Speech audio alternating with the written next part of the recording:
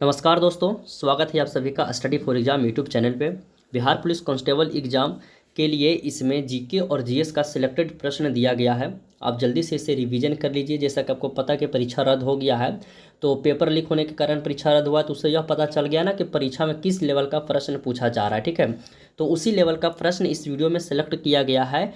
और नया डेट जब तक नहीं जारी किया जाता है तब तक आप सभी लोग तैयारी करें, डेली प्रैक्टिस सेट और टेस्ट सीरीज वगैरह करें, और कहीं जहां से भी मिले दोस्तों स्टडी मटेरियल बिहार पुलिस का, उसे रिवीजन करते रहे। ठीक है, तो आप सभी को इस चैनल के माध्यम से, वीडियो के माध्यम से सिलेक्टेड प्रश्न 5000 अपलोड किया गया है जीके जीएस का। ठीक है, बिहार पुलिस में तो 5000 क्वेश्चन को आप सभी लोग रिवीजन कर लीजिएगा। इससे काफ़ी ज़्यादा प्रश्न परीक्षा में आएगा। तो वीडियो के माध्यम से और वेबसाइट के माध्यम से आप सभी को हमेशा हम रिवीजन कराते रहते हैं, तो आज वीडियो के माध्यम से रिवीजन करा रहे हैं। वीडियो शुरू से अंत तक देखिएगा। 30 प्रश्न बताएंगे दोस्तों, सभी प्रश्न को याद कर लीजिएगा। ठीक है, तो चलिए वीडियो शुरू करते हैं और देखते हैं आज का पहला प्रश्न। रिवीजन क्लास का यह मेरा पहला वीडियो है। देखिए, पहला आपका जो क्वेश्चन दिया गया है कि उपराष्ट्रपति के चुनाव में प्रस्तावक और अनुमोदक होते हैं। तो प्रस्तावक जो है वो 20 होता है, अनुमोदक भी कितना होता है, 20 होता है। तो इसका ऑप्शन हो जाएगा सी, हो जाएगा कि उपराष्ट्रपति के चुनाव में प्रस्तावक की कितनी संख्या 20 होती है, अनुमोदक भी कितनी होती है, तो 20 ही होती है। तो ऑप्शन सी हो जाएगा फर्स्ट नंबर क्वेश्चन का। दूसरा नंबर क्वेश्चन देखिएगा क्या कह रहा है। ठीक है, दूसरा नंबर क्वेश्चन में कि नियंत्रण एवं महालेखा परीक्षक की रिपोर्ट को संसद के समक्ष रखता है। तो नियंत्रक एवं महालेखा परीक्षक की रिपोर्ट जो है वो संसद के समक्ष रखता है। तो कौन रखता है दोस्तों, राष्ट्रपति रखता है, यानी ऑप्शन डी इसका सही हो जाएगा। ठीक है, क्वेश्चन नंबर 2 का। 3 नंबर क्वेश्चन देखिएगा, इसी तरह से फास्ट रिवीजन करेंगे। ठीक है, 3 नंबर क्वेश्चन है, संसद को स्थगित करने का अधिकार है किसके पास है, राष्ट्रपति के पास है, प्रधानमंत्री के पास है, और ऑप्शन सी में पीठासीन अधिकारी के पास है, और ऑप्शन डी इनमें से कोई नहीं। 3 नंबर प्रश्न का सही उत्तर हो जाएगा ऑप्शन सी, पीठासीन अधिकारी के पास होता है संसद को स्थगित करने का। ठीक है, 4 नंबर क्वेश्चन देखते हैं। 4 नंबर क्वेश्चन देखिए क्या है कि अनुच्छेद 287 राज्य विधानमंडल को शक्ति प्रदान करता है। तो अनुच्छेद 287 जो है राज्य विधानमंडल को शक्ति प्रदान करता है। तो विद्युत की बिक्री तथा उपभोक्ता पर कर लगाने की शक्ति प्रदान करता है, अनुच्छेद 287। ठीक है, तो 4 नंबर क्वेश्चन का हो जाएगा ऑप्शन सी हो जाएगा। सभी लोग याद रखिएगा। ठीक है, 5 नंबर क्वेश्चन आप सभी लोग लास्ट में कमेंट करके बताइएगा कि पहले से आपको कितना याद था। ठीक है, इसमें जितना प्रश्न बता रहे हैं ना, पहले से आपको कितना याद था। 5 नंबर क्वेश्चन, निम्नलिखित में से कौन सी भाषा संविधान की 8वीं अनुसूची में नहीं है, गुजराती, कश्मीरी, राजस्थानी और डोंगरी। इस प्रश्न का उत्तर नीचे कमेंट बॉक्स में बताइएगा। बिहार पुलिस का कम से कम तो 50 प्रैक्टिस सेट हम करवाए हैं, उसमें यह क्वेश्चन लगभग 5 से 2 बार रिपीट किया गया है, तो आप सभी को याद ही होगा। तो इसका उत्तर सभी लोग जल्दी से कमेंट करके बताइए। यदि नहीं पता है तो कमेंट के माध्यम से पूछिएगा, अगला वीडियो में हम बता देंगे। ठीक है, 6 नंबर क्वेश्चन देखिए क्या कर रहा है। 6 नंबर में कि राष्ट्रपति शासन पहली बार में कितनी अवधि का होता है। देखिए, राष्ट्रपति शासन जो है वो पहली बार में कितनी अवधि का होता है, 1 माह, 2 माह, 6 माह की 12 माह का। तो 6 नंबर प्रश्न का उत्तर हो जाएगा 2 माह का। ठीक है, 2 माह का याद रहेगा सभी को। 6 नंबर प्रश्न। 7 नंबर क्वेश्चन, 7 नंबर क्वेश्चन क्या करा कि किस संविधान संशोधन के तहत महिलाओं को ग्राम पंचायत में 30% स्थान आरक्षित किया गया है। करा कि किस संविधान संशोधन के तहत, 70वें, 71वें, 73वें कि 74वें। तो 7 नंबर प्रश्न का याद रखिएगा कि 73वें संविधान के तहत महिलाओं को ग्राम पंचायत में कितना प्रतिशत, तो 30% जो है वो आरक्षित किया गया है। ऑप्शन सी सही कर लीजिएगा 7 नंबर क्वेश्चन का।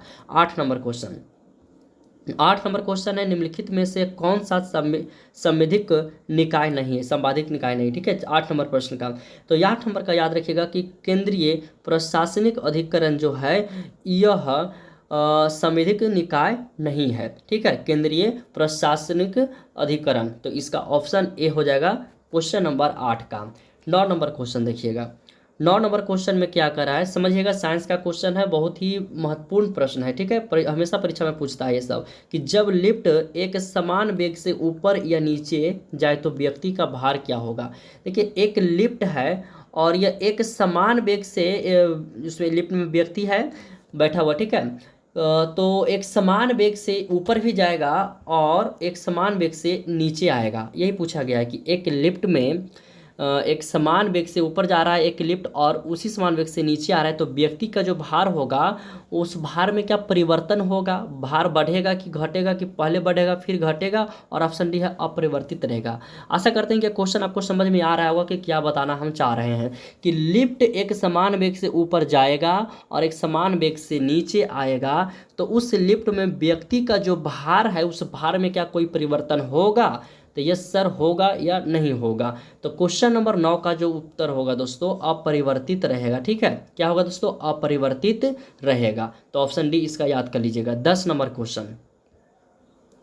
क्वेश्चन है कि प्रत्यस्थता सीमा के अंदर किसी वस्तु में उत्पन्न विकृति उस पर लगाए गए प्रतिबल के समानुपाती होता है, तो यह नियम हुक का नियम है कि प्लाप्सो का नियम है, केपलर का नियम है, इनमें से कोई नहीं, किसका नियम है। तो 10 नंबर का उत्तर रखेगा दोस्तों, यह हुक का दिया गया नियम है कि प्रत्यस्थ सीमा के अंदर किसी वस्तु में उत्पन्न विकृति पर लगाए गए प्रतिबल के समानुपाती होता है। यह किसके नियम के अनुसार है, तो हुक के नियम के अनुसार। ऑप्शन ए सही हो जाएगा। 11 नंबर क्वेश्चन देखते हैं। 11 नंबर में कि तरल पदार्थों का अपेक्षित घनत्व मापा जाता है। तरल पदार्थ का जो अपेक्षित घनत्व है वो किससे मापा जाता है, तो हाइग्रोमीटर से। सभी को याद रहेगा, ऑप्शन बी हो जाएगा सही। 12 नंबर क्वेश्चन देखते हैं। 12 नंबर क्वेश्चन में क्या करा है, यदि एक सर्किट का प्रतिरोध दुगना किया जाता है तो वोल्टेज को समान रखने के लिए सर्किट में प्रवाहित विद्युत धारा, देखिए कह रहा है कि एक सर्किट का प्रतिरोध दुगना करना है, ठीक है, 2 गुना किया जाता है, तो वोल्टेज को समान रखने के लिए, यानी कि वोल्टेज V को समान रखने के लिए, इसमें कोई परिवर्तन नहीं करना, ठीक है, वोल्टेज को समान रखने के लिए सर्किट में प्रवाहित विद्युत धारा आधी बढ़ जाएगी, आधी घट जाएगी, कि अस्थिर रहेगी, ना बढ़ेगी ना घटेगी, और ऑप्शन डी है शून्य हो जाएगी। तो 12 नंबर का है ऑप्शन बी सही हो जाएगा, आधी घट जाएगी। कब घटेगी, जब एक सर्किट का प्रतिरोध दुगुना किया जाएगा तो वोल्टेज को समान रखते हुए सर्किट में प्रवाहित विद्युत धारा जो है वो आधी घट जाएगी। तो 12 नंबर प्रश्न का ऑप्शन बी याद रखिएगा। ठीक है, 13 नंबर क्वेश्चन। 13 नंबर क्वेश्चन में क्या करा है कि सार्वत्रिक गुरुत्वाकर्षण नियतांक जी का SI मात्रक, देखिए कैपिटल जी, इसका मान आप सभी लोग नीचे कमेंट करके बताइएगा कि इसका मान कितना होता है। कभी कभी परीक्षा में इसका जो है ना मान ही पूछ जाएगा, वैल्यू इसका क्या होता है। प्रश्न में क्या करा कि सार्वत्रिक गुरुत्वाकर्षण नियम जी का SI मात्रक, यानी कि इसका SI मात्रक क्या होता है दोस्तों। ठीक है, तो 13 नंबर प्रश्न का याद रखिएगा, option B newton metre square kg, यहाँ पर प्रति केजी स्क्वायर आप इसको कर सकते हैं। ठीक है, न्यूटन मीटर स्क्वायर प्रति केजी स्क्वायर, इसी इन्वर्स में आया हुआ है तो माइनस हो जाएगा। ठीक है, तो ऑप्शन बी इसका सही कर लीजिएगा। और इसका मान बताइएगा कि जी का मान कितना होता है, परीक्षा में ये भी पूछेगा, याद कर लीजिएगा, बता दे रहे हैं। ठीक है, क्वेश्चन नंबर 14 देखिएगा। 14 नंबर प्रश्न में क्या कर रहा है कि गतिज ऊर्जा के बारे में कौन सा गलत है। गतिज ऊर्जा के बारे में 4 कथन दिया गया है, इसमें से आपको एक को गलत करना है और 3 आपको सही मिलेगा। ठीक है, ऑप्शन ए पढ़ते हैं, अस्थिर अवस्था के दौरान वस्तु में निहित ऊर्जा को गतिज ऊर्जा कहते हैं, पहला वाला ही गलत है। क्वेश्चन नंबर 14 का पहला जो ऑप्शन होगा वो सही हो जाएगा, क्योंकि यह जो कथन दिया गया है कि अस्थिर अवस्था के दौरान वस्तु में निहित ऊर्जा को ही गतिज ऊर्जा कहते हैं, तो जी नहीं। गतिज ऊर्जा किसे कहते हैं, तो एक वस्तु के आधार पर इसके द्वारा प्राप्त ऊर्जा को गतिज ऊर्जा के रूप में जाना जाता है, और इसकी गणना किनेटिक एनर्जी बराबर गतिज ऊर्जा बराबर होता है 1/2 mv स्क्वायर द्वारा की जाती है। ठीक है, mv स्क्वायर द्वारा की जाती है, और गतिमान वस्तु में गतिज ऊर्जा होती है। तो यह सब जो कथन है बिल्कुल सही है, बी, सी और डी, लेकिन ए वाला गलत है। तो 14 नंबर प्रश्न का क्या हो जाएगा, ऑप्शन ए सही हो जाएगा, क्योंकि इसमें हमको चेक करने के लिए दिया गया कि कौन सा कथन गलत है। ठीक है, तो ऑप्शन ए वाला गलत हो जाएगा। 15 नंबर क्वेश्चन। 15 नंबर क्वेश्चन का क्या है कि उत्प्लवकता सिद्धांत के आधार पर जहाज पानी में तैरता है। ये तो सभी को पता है कि जहाज जो पानी में किस सिद्धांत के आधार पर तैरता है, तो उत्प्लवकता के सिद्धांत पर। तो सर्वप्रथम इस सिद्धांत की पहचान करने का श्रेय किस वैज्ञानिक को दिया जाता है, तो जो उत्प्लवकता का सिद्धांत का जो है पहचान करने के लिए जिसका श्रेय जाएगा वो किस वैज्ञानिक को जाएगा, यही आपसे प्रश्न पूछा गया है। तो 15 नंबर क्वेश्चन का हो जाएगा आर्किमिडीज का हो जाएगा। क्वेश्चन देख रहे हैं किस तरह से घुमा के पूछ रहा है कि जहाज पानी में तैरता है तो किस सिद्धांत के आधार पर, तो उत्प्लवकता। तो यह जो सिद्धांत है किसने दिया, तो आर्किमिडीज ने, ऑप्शन सी हो जाएगा सही। 16 नंबर क्वेश्चन देखिएगा। 16 नंबर प्रश्न में क्या पूछा गया है, स्वतंत्र रूप से लटकती किसी वस्तु का गुरुत्व केंद्र कहाँ स्थित है। देखिए कोई वस्तु एक जो है वो स्वतंत्र रूप से लटका हुआ है, तो इस वस्तु का जो गुरुत्व केंद्र होगा वो जमीन पर होगा, ये नीचे से जमीन है, ठीक है, जमीन से ऊपर लटका हुआ है, तो लटकाव बिंदु के ठीक नीचे होगा, यानी लटकाव बिंदु यहाँ है तो इसका ठीक नीचे होगा, और वस्तु के केंद्र पर होगा, वस्तु के सेंटर में या केंद्र पे होगा, ठीक है, और वस्तु के केंद्र के ठीक नीचे, यानी केंद्र के नीचे, तो ठीक हम यहाँ लेकर चलते हैं। 16 नंबर क्वेश्चन का जो सही उत्तर हो जाएगा दोस्तों, ये जो वस्तु एक स्वतंत्र रूप से लटका हुआ है, तो इस वस्तु का जो गुरुत्वीय केंद्र है वो लटका हुआ बिंदु के ठीक नीचे स्थित होगा, ठीक है। तो लटका हुआ बिंदु ये तो वस्तु का नीचे पॉइंट ना है, लटका हुआ बिंदु के ठीक नीचे होगा इसका सही उत्तर, ठीक है। तो ऑप्शन बी इसका सही कर लीजिएगा। प्रश्न पूछेगा कि स्वतंत्र रूप से लटकती किसी वस्तु का गुरुत्व केंद्र कहाँ स्थित रहेगा, तो लटकाव बिंदु के ठीक नीचे स्थित रहेगा। ऑप्शन बी 16 नंबर का सही होगा। 17 नंबर क्वेश्चन, 17 नंबर में है कि जब कार एक मोड़ लेती है तो वह कौन सा बल है जो हमें बाहर की ओर धक्का देती है। देखिए कार में जब बैठते रहते हैं, ठीक है, तो कर्व जब रोड आता है तो टर्निंग जब लेता है ना कार वगैरह, कार बस ट्रक तो जो एक बल लगता है, जो कौन सा बल वो लगता है जो हमें बाहर की ओर धक्का देता है। ऐसा लगता है कि हम गेट खुला रहेगा तो गेट के बाहर बिगा जाएंगे, ठीक है। तो यह जो बल लग रहा है वो धक्का देने वाला कि बाहर की ओर हम धक्का दे रहे हैं, तो कौन सा बल लगता है, केंद्राभूमिक लगता है, केंद्रीय बल लगता है, घर्षण बल लगता है कि तनाव बल लगता है। 17 नंबर क्वेश्चन काफी महत्वपूर्ण प्रश्न है, याद रखिएगा। अब केंद्रीय बल के कारण होता है ऐसा, ठीक है दोस्तों, ऑप्शन बी सही हो जाएगा। 18 नंबर क्वेश्चन, 18 नंबर क्वेश्चन है, ध्यान दीजिएगा कि रोशनी के लिए साधारण बल्ब की जगह एलईडी, ठीक है, अभी एलईडी मार्केट में चल रहा है, और सीएफएल, एक सीएफएल की वजह से ले रहे हैं। देखिए रोशनी के लिए साधारण बल्ब की जगह कह रहा है कि एलईडी और एक सीएफएल बल्ब है, ठीक है, एलईडी और एक सीएफएल। पहले के ज़माने में देखते होंगे कि सीएफएल वगैरह 5 वाट का सीएफएल वगैरह आता था, वो भी उजला उजला जलता था रहता, तो उसमें फिलामेंट वाला जो है उसमें सीएफएल उसका शायद फोटो वगैरह इस वीडियो में किस तरह से दिखाएं, आप लोग गूगल सर्च करके देख लीजिएगा कि सीएफएल बल्ब कैसा है, ठीक है, और दोनों का कंपेयर मैंने करना है, ठीक है। तो एलईडी और सीएफएल की वजह से ले रहे हैं, तो ऊर्जा दक्षता, सामर्थ्य और आसान उपलब्धता और सुविधाजनक निपटान। तो 18 नंबर क्वेश्चन का जो सही उत्तर हो जाएगा कर ऊर्जा दक्षता हो जाएगा, ठीक है, ऑप्शन ए सही कीजिएगा इसका।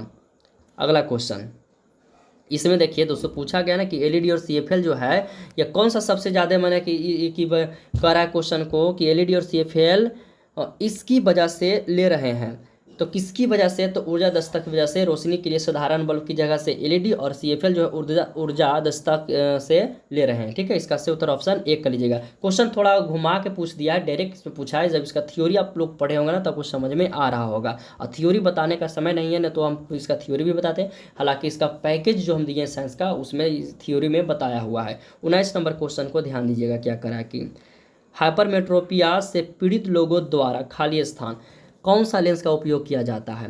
तो हाइपरमेट्रोपिया से जो व्यक्ति पीड़ित रहेगा तो उसका उपचार के लिए कौन सा लेंस, तो बेलनाकार लेंस का उपयोग में लाया जाएगा। तो 19 नंबर का ऑप्शन बी सही कर लीजिएगा। 20 नंबर क्वेश्चन देखिए, 20 नंबर क्वेश्चन क्या करा कि 1857 के क्रांति में ब्रिगेडियर जनरल नील विद्रोह दबाने में महत्वपूर्ण भूमिका निभाया था, इसका मृत्यु कहाँ हुआ था। पूछा गया दोस्तों कि ब्रिगेडियर जनरल नील की मृत्यु कहाँ हुआ था, डायरेक्ट ये क्वेश्चन है, ठीक है, तो इनकी मृत्यु लखनऊ में हुआ था, ठीक है, तो इसका उत्तर याद रखिएगा ऑप्शन सी। 20 नंबर क्वेश्चन, हाँ इसका 20 नंबर का हो जाएगा दोस्तों, लखनऊ हो जाएगा, ठीक है। चलिए अगला क्वेश्चन देखिए,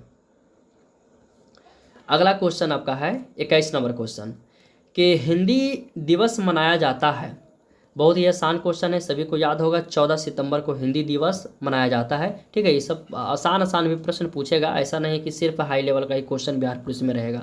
आधुनिक युग की मीरा किसे कहा जाता है, तो आधुनिक युग की मीरा यदि पूछेगा तो महादेवी वर्मा को कहा जाता है, ऑप्शन ए याद रहेगा सभी को, महादेवी वर्मा।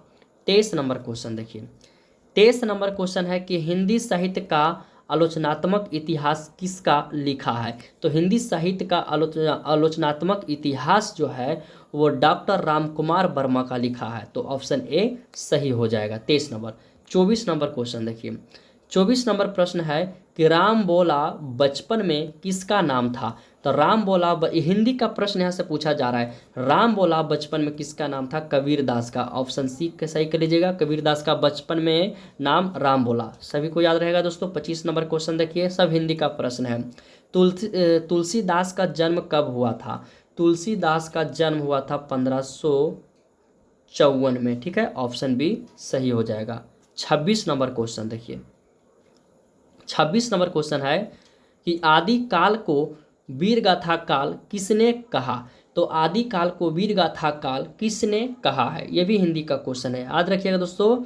रामचंद्र शुक्ल। ठीक है, किसने कहा, रामचंद्र शुक्ल। ऑप्शन सी हो जाएगा। 27 नंबर क्वेश्चन देखिएगा, 27 नंबर क्वेश्चन है कि हिंदी की उत्पत्ति किस अपभ्रंश में हुई है। तो हिंदी की जो उत्पत्ति है दोस्तों वह सौरसेनी अपभ्रंश में हुआ है। ठीक है, याद रहेगा सभी को, सौरसेनी अपभ्रंश में। 27 नंबर क्वेश्चन का 28 नंबर क्वेश्चन देखिए, 28 नंबर क्वेश्चन है निम्नलिखित में कौन कवि राष्ट्र कवि कहलाते हैं। निम्नलिखित में कौन कवि राष्ट्र कवि कहलाते हैं। 4 कवि का नाम दिया गया है, रामधारी सिद्ध दिनकर, यह जो है राष्ट्र कवि कहलाते हैं। ऑप्शन डी सही हो जाएगा। 29 नंबर देख लेते हैं। 29 नंबर में क्या है कि आधुनिक युग का तुलसी किसे कहा जाता है। तो आधुनिक युग का तुलसी किसे कहा जाता है, सुमित्रानंद पंत, विद्यापति और मैथिली शरण गुप्त को, और इसी को कहा जाता है दोस्तों, याद रखिएगा। ठीक है, मैथिली शरण गुप्त को। और ऑप्शन डी में किया गया हरिवंश राय बच्चन। आप ऑप्शन के अनुसार ही मार सकते हैं, इसका सही उत्तर क्या जगह ऑप्शन सी हो जाएगा। 30 नंबर क्वेश्चन देखिएगा, 30 नंबर है कि हिंदी साहित्य में किस कवि को कवियों का कवि कहा गया है। हिंदी साहित्य में किस कवि को कवियों का कवि कहा गया है। तो हरिवंश राय बच्चन को कहा गया है। ऑप्शन डी सही हो जाएगा। 30 क्वेश्चन में आपको पहले से कितना याद था बताइएगा कमेंट करके। क्वेश्चन का लेवल कैसा यह भी बताइएगा। और इसी तरह के वीडियो पाने के लिए चैनल जरूर सब्सक्राइब कर लीजिएगा। 5000 क्वेश्चन जो हम आपको बोले हैं, सिलेक्टेड प्रश्न आपका बिहार पुलिस का है। तो 5000 क्वेश्चन यदि आप ये पढ़ना चाहते हैं तो चैनल को सब्सक्राइब कर लीजिए। एग्जाम डेट आने से पहले दोस्तों ये सभी प्रश्न को रिवीजन करा देंगे। तो यदि आप ये रिवीजन कर लेते हैं ना, तो इस बार आप है कि बहुत क्वेश्चन बना पाइएगा। ठीक है, क्योंकि हमें पता चल गया क्वेश्चन आया है, तो हम भी देखेंगे किस लेवल का क्वेश्चन पूछ रहा है। ठीक है, तो उसी लेवल का क्वेश्चन आपको बताया जा रहा है। चैनल को सब्सक्राइब करके बेल आइकन दबा लीजिएगा। वीडियो पसंद आया है लाइक कर लीजिएगा। मिलते हैं अगले क्लास।